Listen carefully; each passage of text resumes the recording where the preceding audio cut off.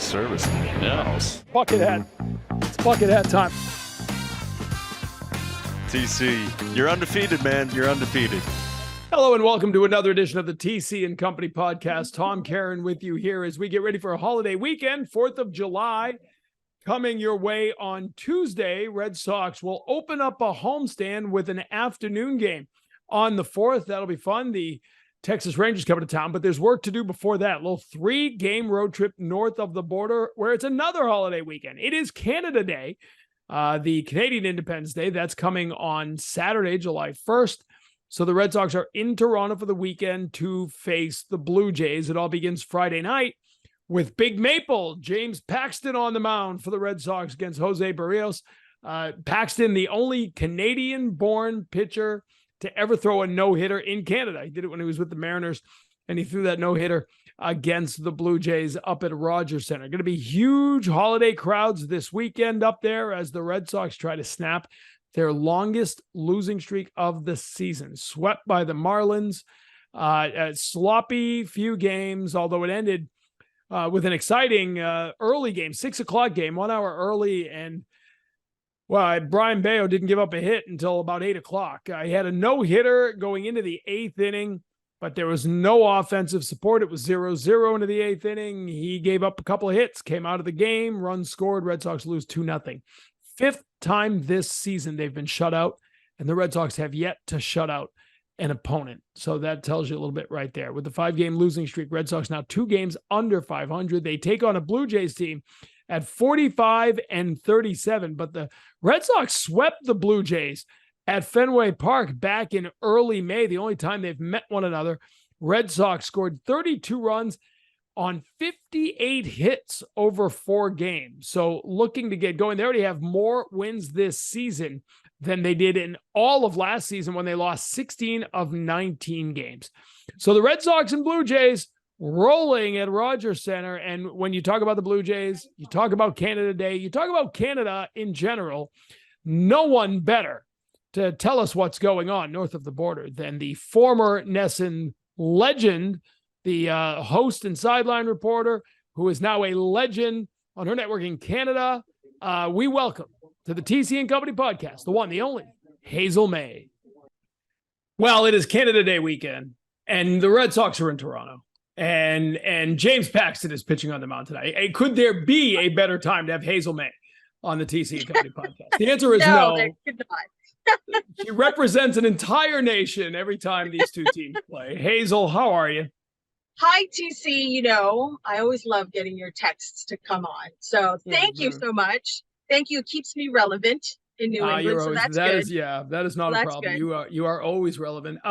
So we are going to see a Blue Jays team that I'm assuming is going to look very different than the team that the Red Sox beat 4 times here at Fenway Park. What's the biggest difference between who we saw then and who we're going to see this weekend? What's interesting, because now that this will be the second game into the second half of the season, I asked George Springer, you know, what's your take on this Blue Jay squad? And he said, we have yet to play our best baseball of the year, which is a good sign if you're a Blue Jays fan, because, you know, for Red Sox fans that haven't been keeping tabs, and I don't expect them to, the first half of the season for this team has really been, in the words of manager John Schneider, consistently inconsistent. So when the offense was going in the first month and a half, you know, the pitching was the defense was and then when the pitching and the defense were clicking, the offense was struggling. So there have been little spurts of when all facets of the game have come together. But I think the biggest difference is no Alec Manoah, which has been a big story here. Right. Here's a guy who finished 3rd in Cy Young voting and is now pitching in the Florida Complex League in his first real competition on the mound against rookies. He gave up 10 runs on 11 hits. It was a gruesome line. And when we asked John Schneider, you know, what the takeaway was from the front office and the coaching staff, they said, look, the line wasn't pretty, but at the end of the day, he was going through the quote unquote, you know, process, going through the process. He was, you know, working on things they asked him to work on. So they weren't quite, you know, really focused on the line. So that is progressing. Vladimir Guerrero was not the Vladimir Guerrero Jr. they saw last year. He's been hitting the ball hard. He's hit for average, but we haven't seen the power as of yet. It may be starting to come back, unfortunately, for Red Sox fans. He's hit 3 home runs over the last 6 games here on this homestand. Post-game yesterday, he told us he's getting, quote-unquote, closer. So you may see him break out. He's already told MLB that he'll participate in the home run derby. You know, a lot of people will find that odd because, you know, he only has 12 home runs on the season. But for some reason, he believes that this might be a good thing for him, maybe to kind of inspire him and kind of boost him. So the two biggest differences, no Alec Manoah, and Vladimir Guerrero Jr. hasn't quite got that power yet in his bat. It's interesting you talk about his decision to go, and I thought it was really cool. His family was all part of the decision, and we've seen guys. David Ortiz years ago here, you know, was on a tear and did the home run derby, and then went on a drought and said it messed up my swing. So maybe this is the reverse of that. You're not hitting home runs. Go get your swing back. Right, which we thought was kind of. We asked John Schneider that, like, do you think it'll kind of boost him? And he kind of smiled and said, you know, we hope so, because you're right. Everybody is always concerned about getting their swing out of whack after participating in the home run derby. But you're right. The hope is, the fingers are crossed, that this is kind of a reverse effect, that maybe it'll get him going, kind of motivate him, kind of inspire him to get back to the Vladdy that everybody knows he can be.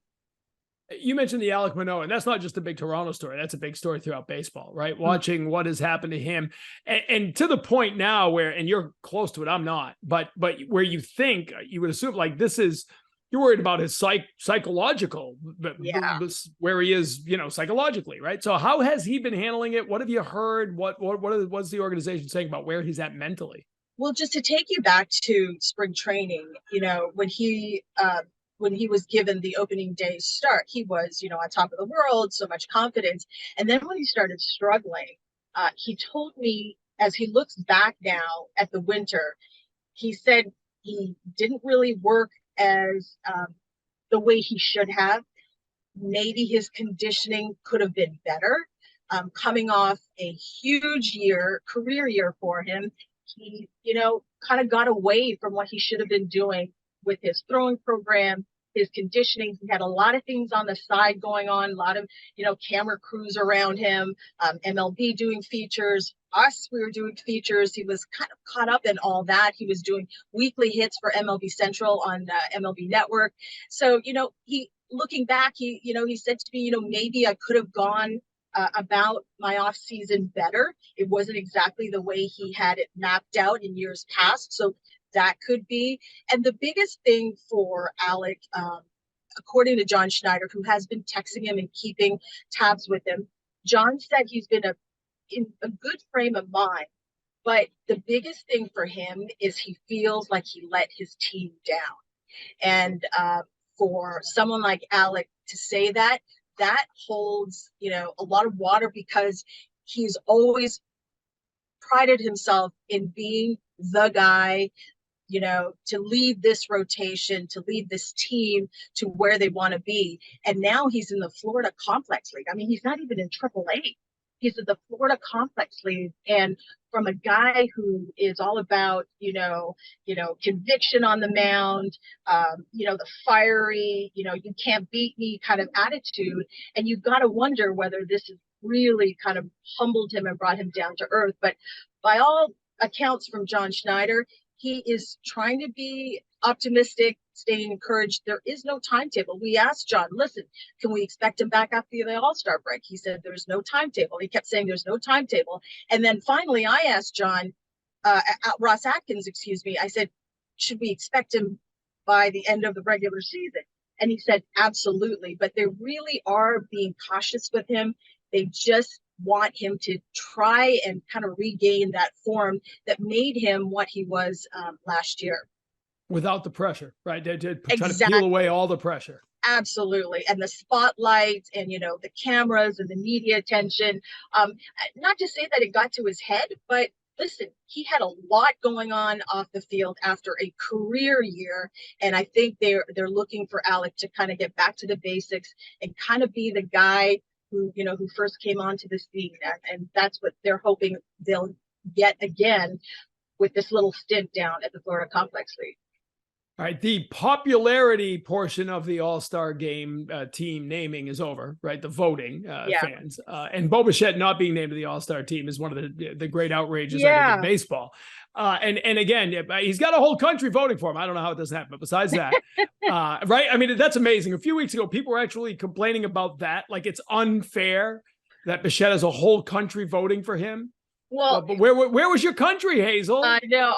It's funny because then, you look at Shohei Ohtani and you can say, well, what happened to the 100 million, people in Japan? Like, why aren't they stuffing the ballot box? But, at the end of the day, the fans seem to always get it right. I mean, it would have been great to have Bo Bichette as the starting shortstop for the American League, but there are other guys who are having, tremendous seasons. But I always laugh when they say, you're stuffing the ballot boxes, you're stuffing the ballot boxes. I mean, you can only vote so many times. And is the onus not on the organization or, the networks to try to drum up interest to go ahead and vote? Yes. So if you're saying you're stuffing the ballot boxes, well, then, the Blue Jays are doing a good job of, getting the word out there to have their fan base vote. But I was shocked that he's not the starting American League shortstop. I think a lot of the fan base are disappointed, but I still think he's got that shot to be a reserve, and hopefully we'll see him in Seattle. I mean, the guy is leading in hits and in doubles, and I mean, well, that's what right I mean, so much talk about Luis Arise, and rightly so, right? Oh my God, 400, absolutely. okay, but you're talking year after year. Bo Bichette now is pretty much set himself the most hits in the American League year after year after year. It's interesting on the broadcast. We talk about Vladdy, we talk about Chapman, and it's almost as if it's expected that Bo will hit, for average and hit over 200 hits year after year. But when you think about it, think of how hard that is to consistently do that with the level of pitching now in the majors, for him to come up with over 200 hits year after year after year. It's, it's on us because we're like, oh, there's another double. Oh, there it is, right. Another 4 for 5 night. It's almost, normal, and it really is not. He is an exceptional hitter, a guy that can hit, in any quadrant of the zone, on any pitcher, on any given night. He's a really elite hitter. I used to say all the time, we would go show after show, and I'd realize we'd gone a week without mentioning Xander Bogaerts, who was hitting like 320 and was you know what I mean? It was just a guy like, well, you wrote him in for 2 hits every night, and then you started talking about what else happened. Exactly. And I think we take those guys for granted sometimes. Absolutely. He goes 2 days without a hit, and everybody's panicking. It's like, well, wait a minute. He's 0 for 8. What's happening? What's happening to Bo Bichette? At the end of the year, he will always come through with over 200 hits. All right. The American League East is the group of death. We know that. And it's probably the other day, I think it was Chaim Bloom on the show said it is the toughest division in the history of baseball. It's a bloodbath. Deepest and best division. It's a bloodbath. Yeah. But the Jays, who absolutely dominated the Red Sox last year, are 10 games under 500 against the American League East. And, assuming the Rays aren't going to fall back to earth, that they'll at least, they have enough loft to stay where they are, and I think they do.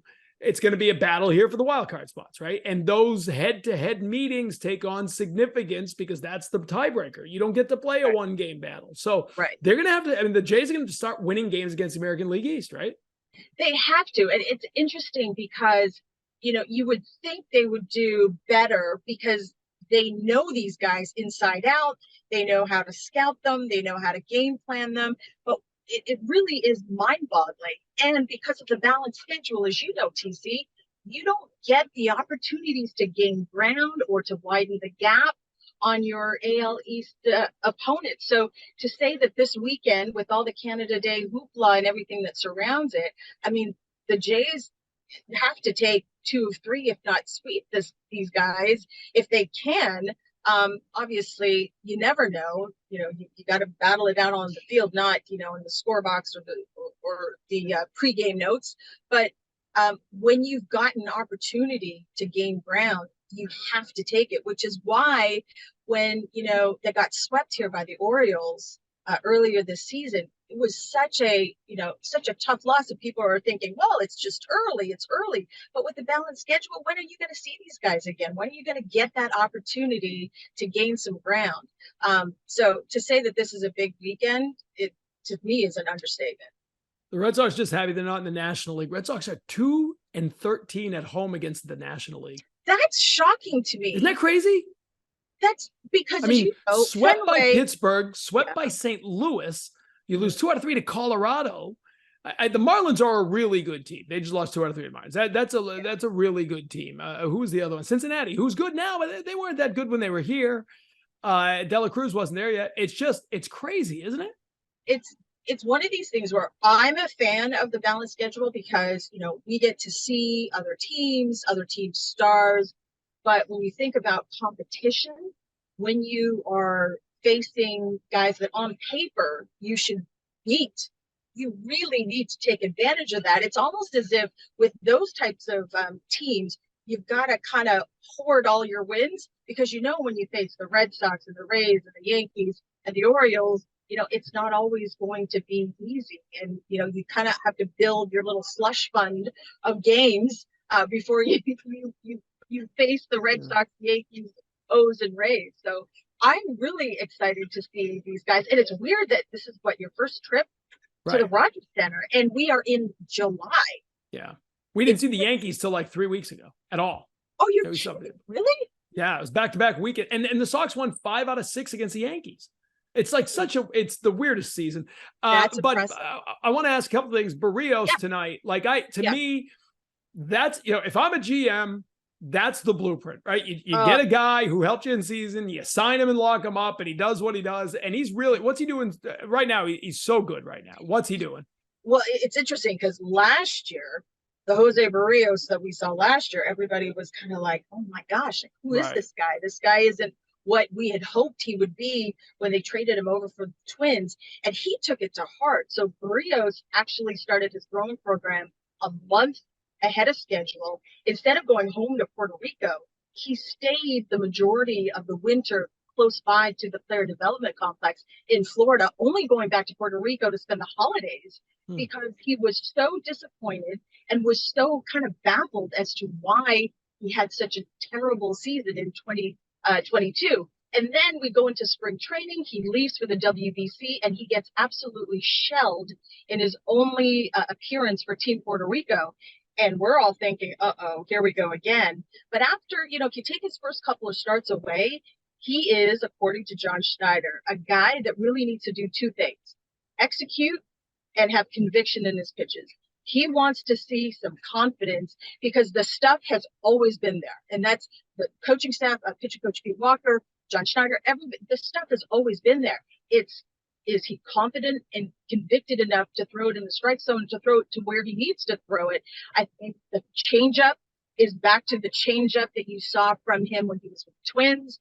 His fastball, according to Pete Walker, he's now using it effectively. So it's almost this effective execution in his fastball.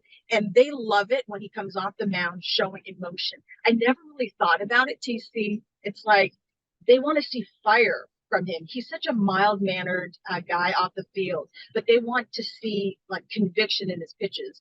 And that has made a huge difference in Jose Berrios. So the use of his fastball, his changeup being the way it has been when he was with the Twins. And I think over his last 14 starts, he's 8-3. He has 2.74 ERA. And if it wasn't for Berrios, Gausman, and Kikuchi, which we could talk about another day, but he's another guy who's just really up to game. Given that Manoah is down at the Florida complex, where would this rotation be without these 2 guys? I mean, Chris Bassett has been great, but he's been up and down. Gausman has been pretty steady, but you really needed Berrios and Kikuchi to keep the ship afloat because right now there's no Hyun-Jin Ryu. You don't know. He thinks he's coming back after the All-Star break. There's no Alec Manoah. So without Berrios and Kikuchi, I'd be afraid to guess where this rotation has been. So Berrios is phenomenal. And unfortunately for Red Sox fans, he seems to take his game up a notch when he pitches here at Rogers Center. I think I saw a stat 21-3 in his last 24 starts here at Rogers Center. So there's something that really gets him going here. So yeah, biggest difference, execution in his pitches and confidence and really being convicted in his game plan. Years ago, Jason Bay got traded to the Red Sox. And I think I could be faulty here. I didn't look it up, but I think his first game, right. I think his first game was in Toronto. That's what I'm getting at. I think his first game with the Red Sox was in Toronto. And whoever the NESN sideline reporter was, it wasn't you and it wasn't me, because you would never say this. Our sideline reporter asked him, well, and you're here in Canada. Are your friends and family here? And he's like, well, no, I grew up 3,000 miles away. Yes, he's a West Coaster. Right. But, we think, Canada, the family must have drove over to the Rogers Center, which leads us to James Paxton tonight, who grew up 3,000 miles away. But Big Maple, he's got the tattoo. It's Canada Day Eve, and he's a great story, right? He hadn't pitched in 2 years. He comes back, and he's been terrific. Is there any buzz about James Paxton coming back to Canada up there? Absolutely. There's always buzz when he comes back, when, Nick Pivetta comes back. I mean, there's always that big, fans here are very proud that these guys have gone off to the major leagues and have really been successful. And when we found out that Paxton was coming, we were hoping it would be tomorrow for Canada Day, because it would be like just so brilliant, like the stars aligned and the planets and everything was great. But hey, even if he's pitching tonight, the fact that he's here during Canada Day weekend is awesome. And remember, when he was with the Mariners, I interviewed him after his no-hitter, and there were a lot of Blue Jays fans post-game still hanging around, watching him celebrate with the Mariners, because, for them, one of their own just threw a no-hitter. So, as much as we as the Blue Jays fans, as much as they want the Blue Jays to do well, we also want James Paxton, one of our own, to do well. Maybe not this weekend, but it's get him out and get to the hear. bullpen, and everyone will be happy. He is still the only Canadian-born pitcher to throw a no-hitter in Canada. That's right. That is true on home soil. Right. That is correct. That's very cool. With the Canada tree. Well, I'm from Maine. It's right down. It's pretty much Canada. Yeah, I mean, Maine could have gone either way back when. They chose the U.S. I don't know if they chose wisely. We'll see. But I'll ask you finally. Tell me about Canada Day. Like, tell the viewers here it seems the Red Sox are there every year, by the way. But I'm telling you, we're there like every year. Actually, now that I think about it, you're right, because I do remember thinking, because everybody wears red on Canada Day. Right. So when the Red Sox are here, I'm like, wait a minute, if I wear red, is it Red Sox or is it Canada Day? So there's two big days here at Rogers Center. One, home opener, and two, it's Canada Day. And it's a big, I guess, like 4th of July. To have the team at home on Canada Day is a big deal. I mean, there's red bunting. Everybody wears red.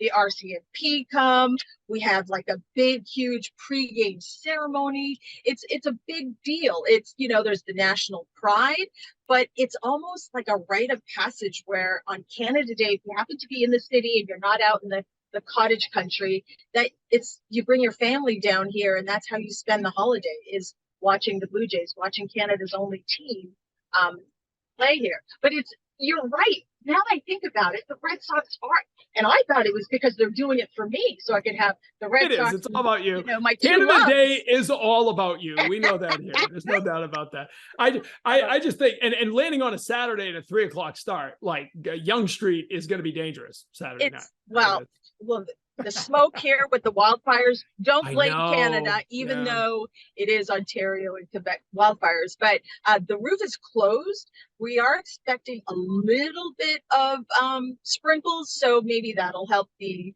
air quality. But everybody's a buzz. I mean, the bunting hasn't gone up yet, but the red bunting should be in place by tomorrow. And it's for me, it's great to have the Red Sox here, so I get to hobnob with all those people.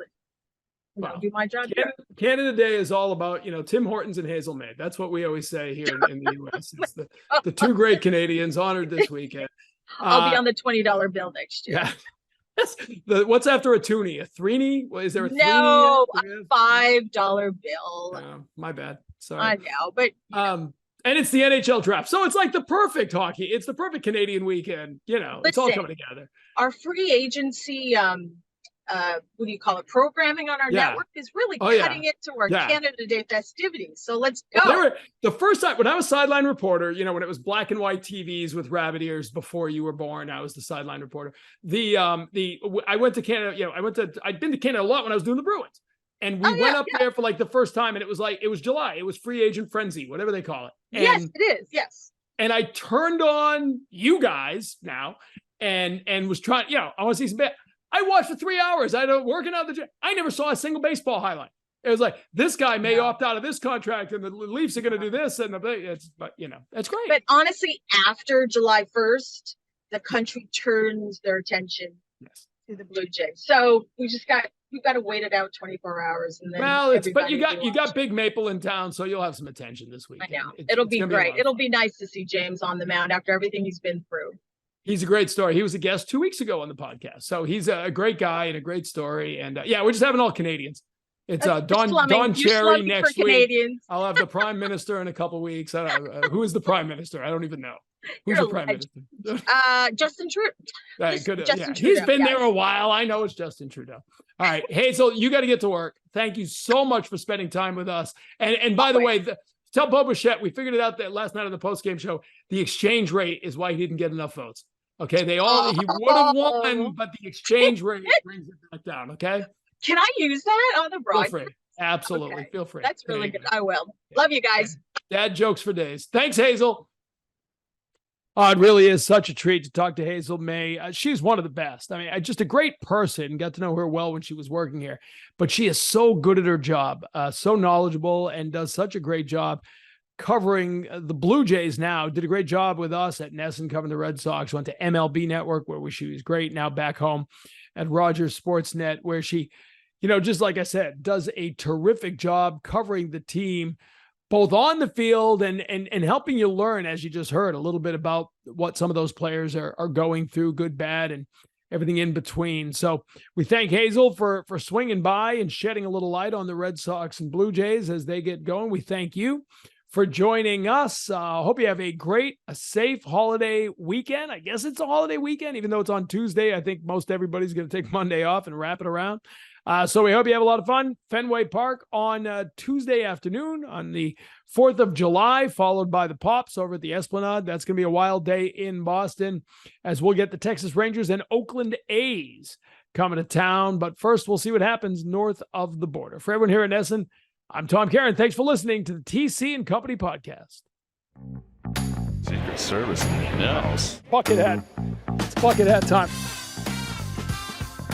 TC, you're undefeated, man. You're undefeated.